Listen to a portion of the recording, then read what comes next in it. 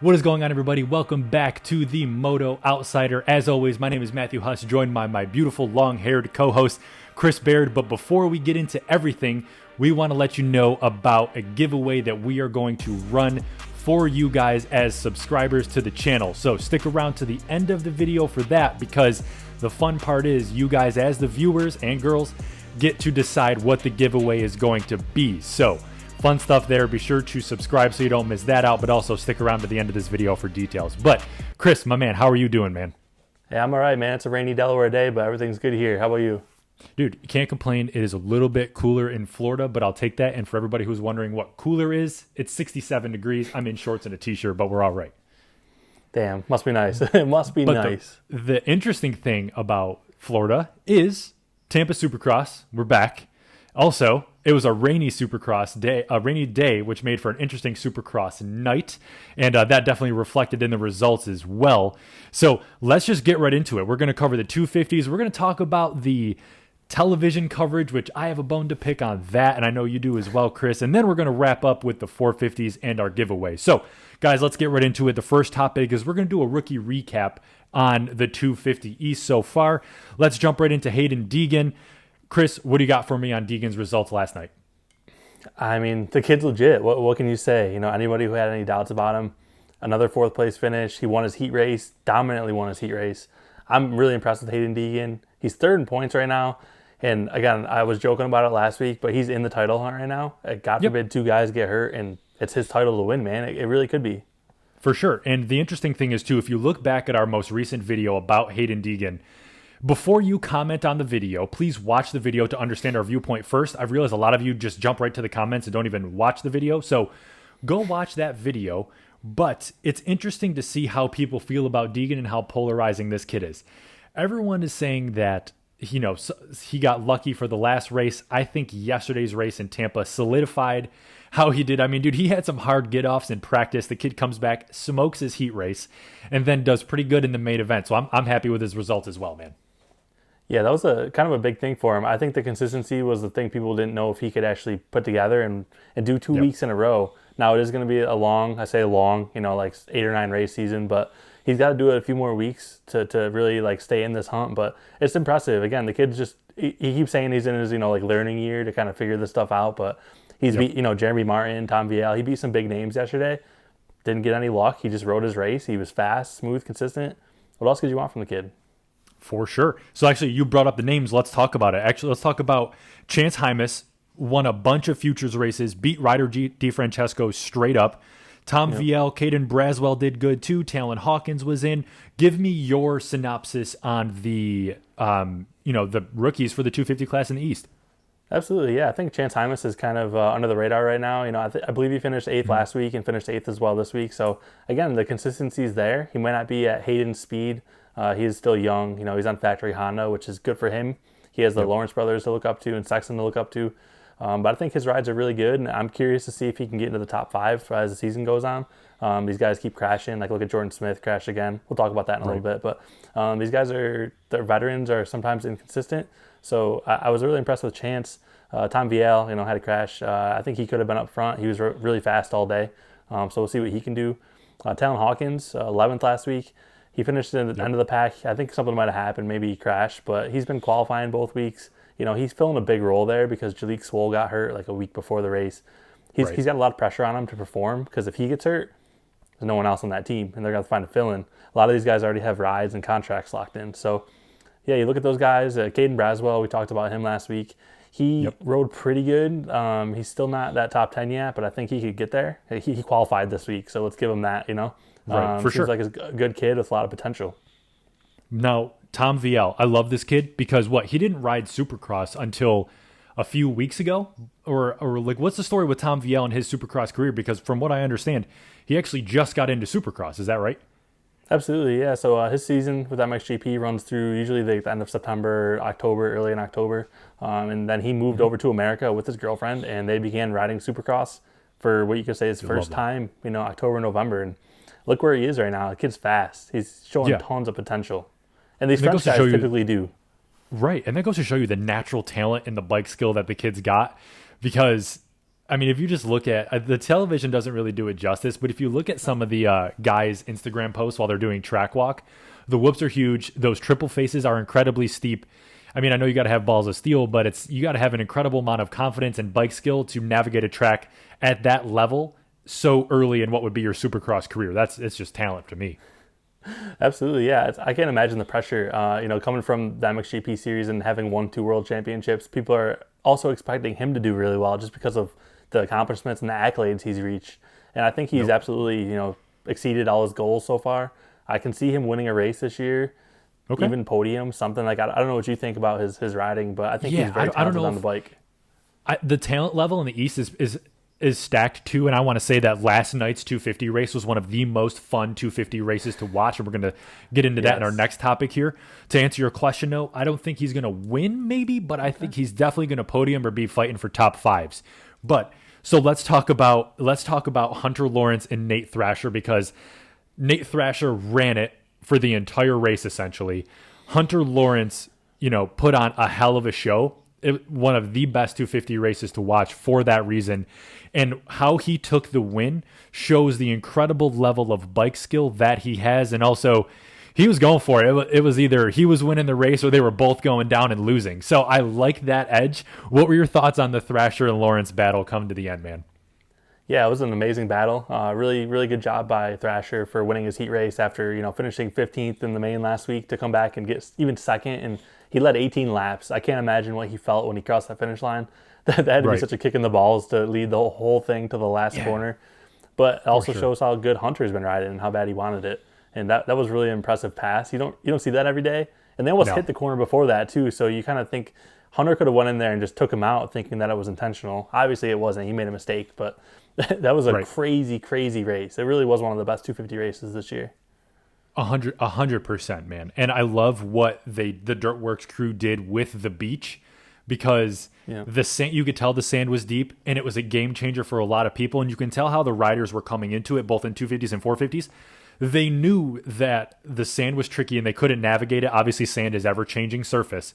And they went into it almost more like conservative or reserved just to keep the bike upright to get through it. So you didn't see a lot of hard charging, but dude, I mean, some of the guys' corner speed in the sand was nuts. It was fun to watch too. Absolutely, yeah. I think I was reading Vital this morning, and they were talking about the sand section, saying that it should be a permanent feature.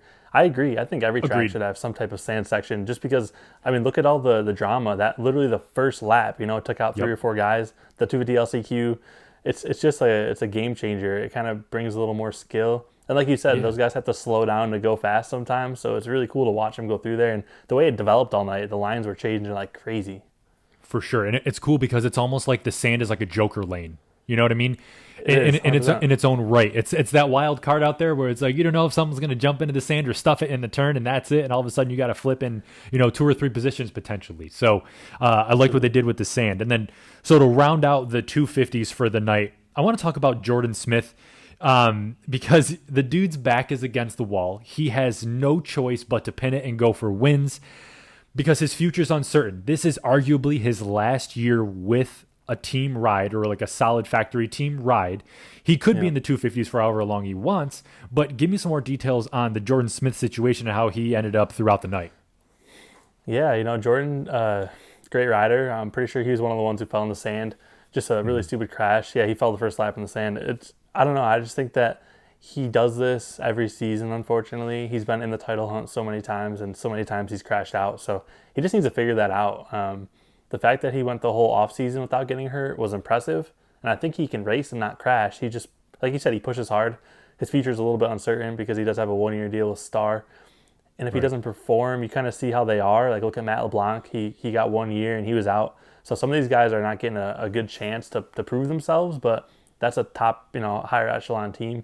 They're not playing around. And I can almost see Jordan ending up at like a Cloamax or a Firepower Honda next year if he doesn't get to re-sign with them. Just, I don't know. I think his factory options are kind of gone and behind him now. For sure. And yeah, that's why he has to put up or shut up this year. And he knows that. And you could tell the way he rides that he's forcing the issue. But he could be a potential wild card in improving himself points wise and creeping up in the points. I don't know if he'll be a championship contender per se, but he could be a wild card out there that might surprise you if he gets a decent start and a decent run at it. So, but I think everything we covered on the 250s, man, just proves that it was arguably one of the most fun 250 races to watch, period, last night. Absolutely, yeah. It was a really good race. Only one I want to cover was Michael Moseman, who at any time in that race could have been the fastest guy. And anytime this season could win a race, he's won races the past couple of seasons. He just did what he did again. He crashes all the time. This one was a little weird. It was almost like a takeout, but he was just off balance. Didn't expect Hunter to be there where he was, and Hunter got him. So it's kind of a bummer for Michael. He's been taken out the past 2 races. It's not really always his fault, but something seems to always happen with him. But besides that, action-packed race. Looking through the results, I'm with Jace Owen top 10, Hardy Munoz 10th. There's some really good guys that are creeping into the top 10, which shows the depth of the class isn't maybe as deep as the West, but there's still some really good guys, and it's awesome to see these privateers jumping up and getting up in the mix. For sure, man. Love it. So, dude, let's talk about something that I noticed and that a lot of people noticed too, that I saw in Facebook groups and in some of the comments as well, was how terrible the television coverage was last night in particular. You and I both saw that timing and scoring was messed up for a majority of the night. And then one thing I want to touch on too, and we'll make this quick, but they need to do something, and they being Feld, needs to do something about the television anchors that they have running these races. And I know RC's been in it for a minute. I think the golden era of announcing for Supercross was when it was RC and what's his name? Ralph. Yeah, Ralph Shaheen, when Jeff Emig was in there too. But when they only had Diana Dahlgren on the ground doing her thing with some of the interviews and some of the track reports, I liked that a lot. But having James Stewart in the booth last night was huge. What I think, James Stewart and Jason Wygant need to be the only 2 announcers in the booth. I said what I said. What do you think, man? Yeah, I think we were pretty spoiled this summer. We got the rotating co-host, and I personally am a huge fan of Jason Wygant. I just think he's one of the better spoken announcers that we have. No hate against RC or even Lee. I'm just not a big fan of Lee. He's very well known and respected, so it makes sense why he's in there. But yeah, James and Jason were incredible. They really were. I think they work so well together. I'd pay tons of money myself to listen to them every race. They're so good. And you get spoiled, man. They're so good. They know what they're talking about. And James is so damn intelligent with breaking down a race. It's unbelievable.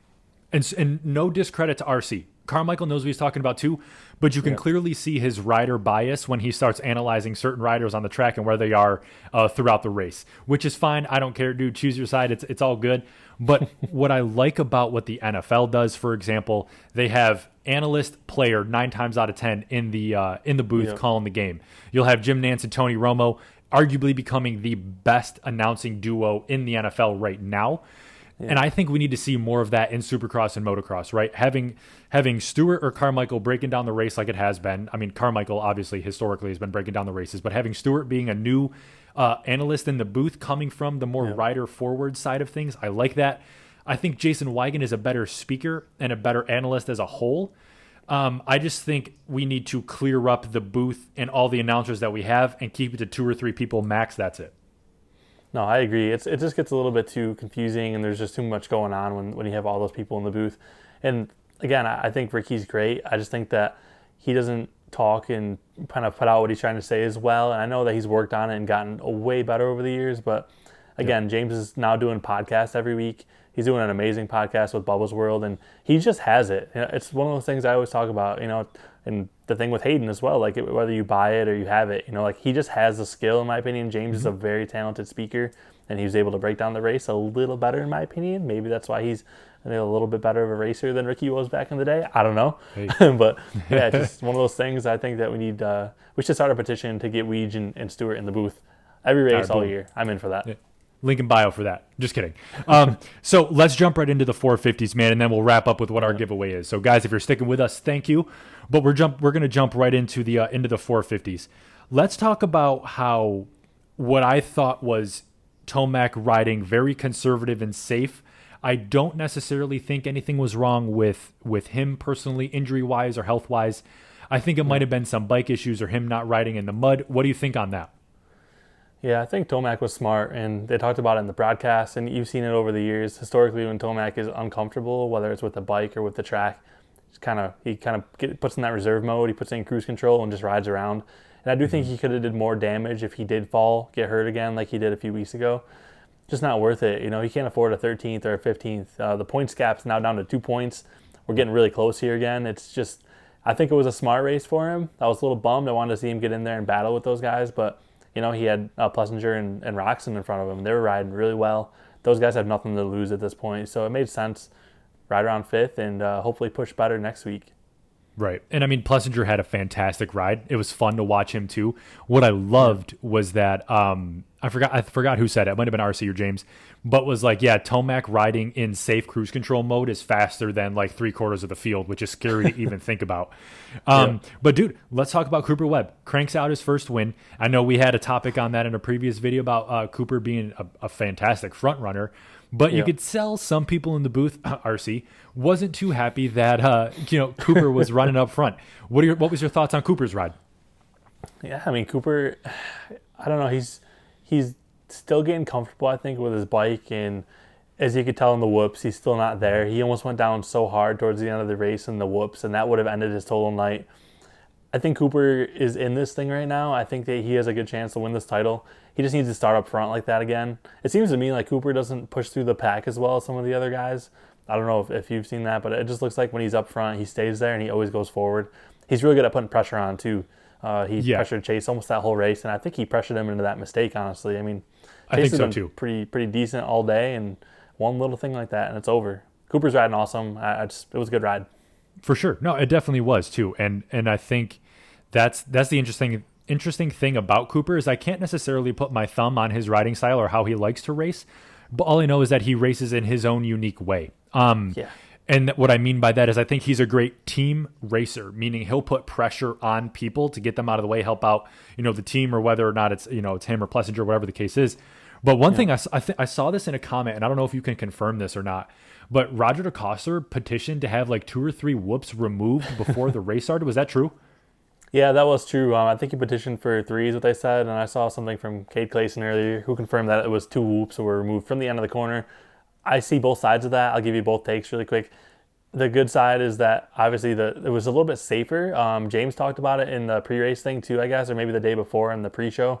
The whoops were too close to the corner, and there was going to be guys blowing it, going into the wall. But then you kind of look at a KTM group historically struggling in the whoops. Definitely favored those guys a little bit more than anybody. So I could see both sides of that, but it does kind of bum you out a little bit when you have people interfering with the track, and everybody has to ride the same track, so it kind of sucks. That's the thing, and I think we should do, side note, I think we should do a future video breaking down how tracks have evolved over the decades and how this racing has evolved and how bikes evolve and how the rider's skill is crazy now, coupled with the machines. So we'll talk about that in a later video. But dude, quick side note, let's add in the B-roll right here of Anderson squeezing Barcia coming into that turn. And I love the rivalry that exists there somewhat, if you want to call it that. Because one thing I love about Barcia is that he likes to get dirty, and you can't mess with him that way because he enjoys it. You could tell there's riders out there who don't want to smash people, don't want to ride that way. Anderson is about the game too, which I love, which is why it's great to watch both of them. But dude, that was such a, I mean, it wasn't a takeout per se, but that Anderson was coming in hunting for that front wheel. So that was fun to watch. It was a lot of fun to watch. I did not expect that. I just do not understand Anderson's whole, MO for the season, because in my opinion, I think he could be leading the championship right now with his speed. Watch him in practice, watch him during the heat races. He's just very aggressive on the bike, and I think he was the fastest last night in that race. I don't know if you saw him right after the finish line in that corner. It was very flat. He's really good at getting those flat corners figured out, getting on the back, like the middle of the seat, and just getting traction where everybody else struggles. He's always been good at that, and it's fun to watch him ride that stuff. I just don't know why he keeps throwing these races away. It's not worth it. He's losing points. He's losing valuable results that, again, he could win another championship. But if he keeps doing this stuff, he's never going to win another one. There's no way. And it's like we don't really know what's going on the inside. Maybe something interpersonally with him, something with the team, with the bike. We don't know. I'm sure as the season goes on and some of the bigger guys start asking these questions, we'll find out. But I agree, something strange is going on there. And what also, was a surprise, but wasn't really a surprise, was what Chase Sexton ended up doing last night. We all saw, I don't want to say he didn't toss the race, but he made a costly mistake, which lost him the race. Break down what you thought about Chase Sexton and ultimately handing the win over to Cooper. Yeah, I think Chase, I don't know if it's just the confidence kind of getting beat down a little bit. Obviously, last week he definitely took a confidence beating with not being able to pass Tomac in that main event because he was faster all day. Gapped him by 8 seconds in the heat race. Yep. So I think he either gets in his own head or it's just these stupid little mistakes like losing your front end in the whoops. That usually never happens. Usually you get a little sideways and kind of get a little huckabuck. But Yeah, get the swap. Yep. you get a little swap. But yeah, he's if not Anderson and Tomac, I mean, he's that guy. He should be right up there with those guys and he probably should be winning every race, honestly, with his lap times he sets. But yeah, just inconsistencies are holding him back. He was lucky enough to get up and finish second, but I feel for the guy. It's got to be hard going home every week saying, man, I shoulda, coulda, woulda. For sure. He almost had it. And I know you're working on this for a future video that's coming up, guys. We have a video coming out about the championship analysis and what's happened historically over the past 30 years with the first 5 or 6 rounds. And I know Chris is putting together a bunch of data on that, so please subscribe because we've got a lot of interesting points coming out about what Tomac's done, what Chase Sexton is doing. So we're going to break that down in a future analysis. But overall, to put a big bow on this, Tampa Supercross, arguably one of the best races of the year, one of the most fun tracks to watch them ride given the weather elements and everything. 250s was nuts with what happened with Deegan and all the rookies up there too. But so now I want to talk about the giveaway we're going to do. So if you stuck around to the end, thank you. But also, we want to hear from you guys in the comments as to what our giveaway should be. So we're going to do 2 giveaways, not 1, but 2. The first giveaway is going to happen at 500 subscribers. At the time of this recording, we have 133. So please subscribe because that is one way to enter for this. The second way to enter is to tell us if you want a rider replica jersey or if you want to have a gift card to your favorite motocross store. So we're going to leave that up to you guys. So subscribe. That's entryway number 1. And number 2 is going to be let us know in the comments what you want the giveaway to be. Chris, do you think that's fair, man? I think that's more than fair. The giveaway is just an appreciation for everybody subscribing. We're not even a month into this yet, and the support and the growth for us has been super fun to watch. Awesome. We love every second of this. We get those comments that, oh, another motocross show. But again, we both have full-time jobs, like you've said to other people. We do this because we love it, and we just want to keep putting out content for people. So we appreciate you guys supporting. If you guys pick the gift card will be, a couple $100, so it's not going to be a small one. We'll make it worth your while. Just let us know in the comments and keep liking these videos, sharing them, sending them to your friends, and whatever else you can do. We appreciate it.